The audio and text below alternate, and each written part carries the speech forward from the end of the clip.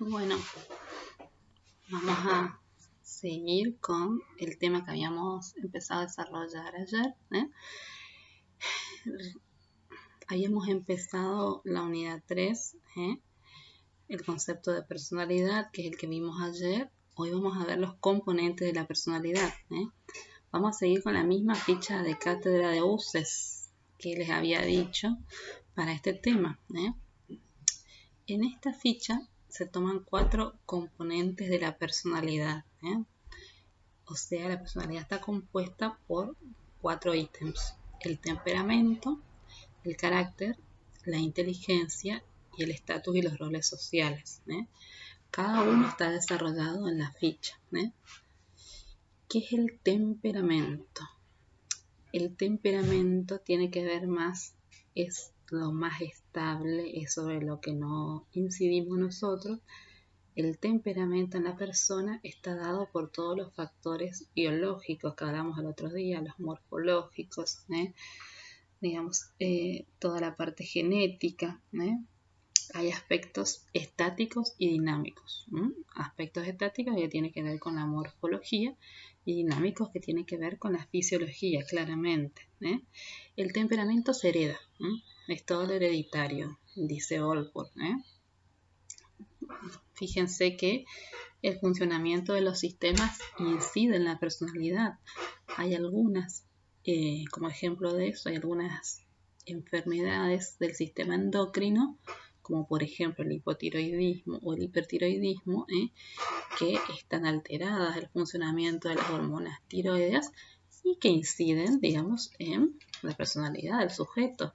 Ustedes van a ver que el hipotiroidismo tiene más tendencia a la depresión porque hay un enlentecimiento de los procesos biológicos, porque el sistema endocrino de la hipófisis no está funcionando bien. Y el hipertiroidismo es todo lo contrario, digamos, y entonces tenemos sujetos más ansiosos, como más acelerados, diríamos, porque, digamos, su tiroides está, hay un incremento, digamos, de su actividad. Entonces, no podemos desconocer, digamos, que hay distintas patologías y el funcionamiento de distintas situaciones que inciden sobre la personalidad. Y fíjense si no, con el tema de los sistemas psicofísicos, cómo hay situaciones particulares que se agravan, por ejemplo, por el estado de ánimo. Hay gente que a veces, digamos, en un diagnóstico que uno le da de alguna enfermedad, se deprimen, bajan las defensas y la enfermedad avanza más. Yo en este momento, hace 15 años atrás, trabajaba en el programa HIV-Sida con pacientes a los cuales, bueno, no acá, sino acá en esta provincia, sino en otra donde vivía, donde, bueno, se trabajaba con respecto a el diagnóstico y todas las situaciones y por qué, digamos, había un psicólogo en ese programa. Porque los médicos infectólogos habían observado que cuando el paciente podía venir bien, con el HIV conviviendo sin saberlo durante muchos años. Sin embargo, desde el momento que le confirmaban que era positivo, se observaba una baja de las defensas y un incremento de la enfermedad. O sea, empezaba a manifestar síntomas, lo que nunca había hecho antes. Aumentaba la carga viral y bajaba las defensas.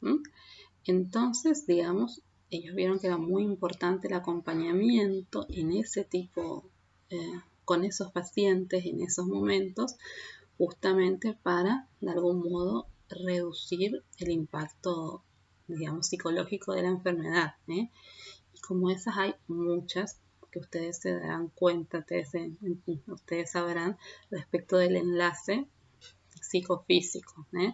Mente y cuerpo no son dos cosas separadas, sino que todo lo contrario.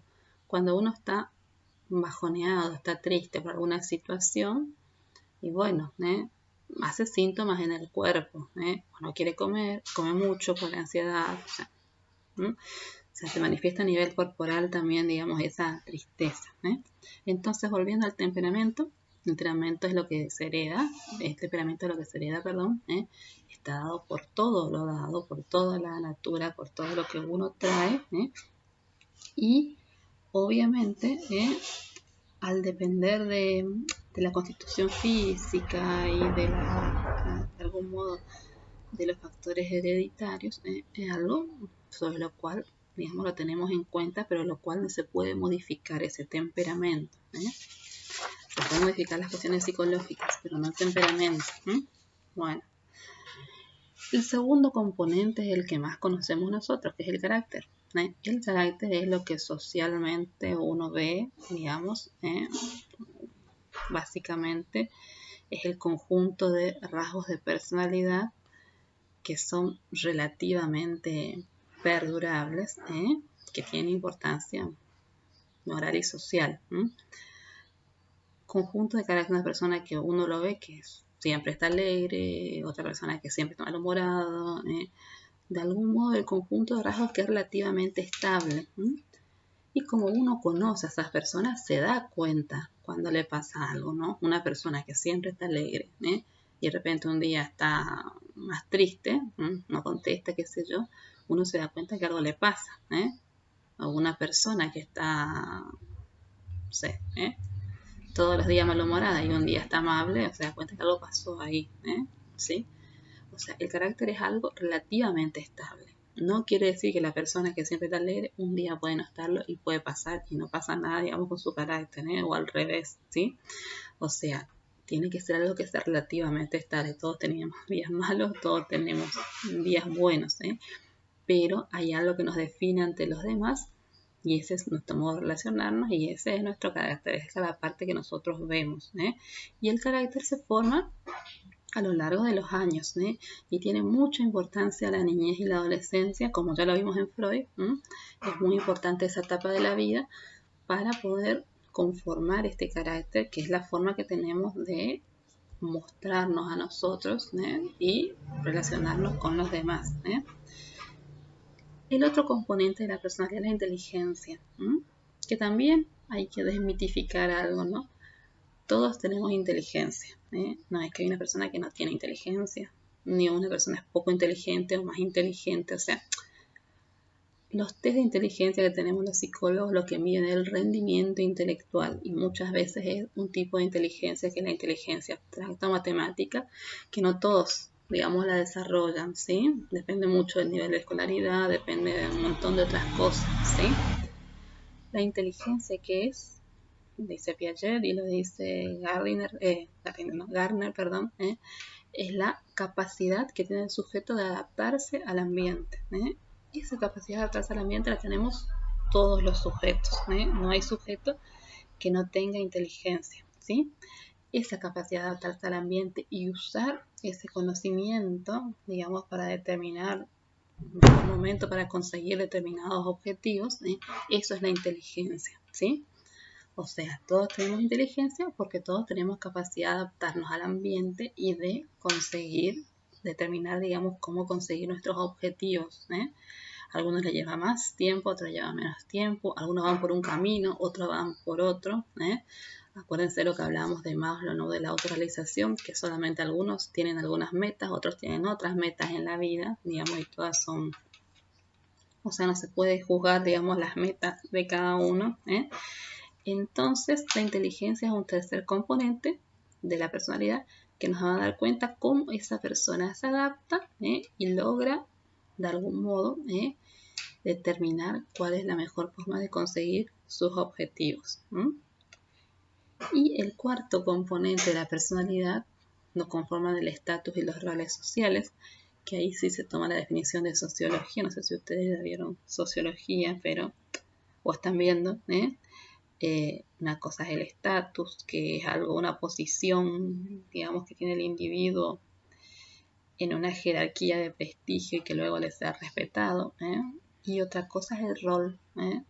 El rol por ahí es una estructura de necesidades, objetivos, creencias, sentimientos, actitudes, valores y conductas que los miembros de una comunidad esperan que ese sujeto debe caracterizar. Ustedes saben que hay un interjuego entre la posición y lo que uno desempeña, el rol.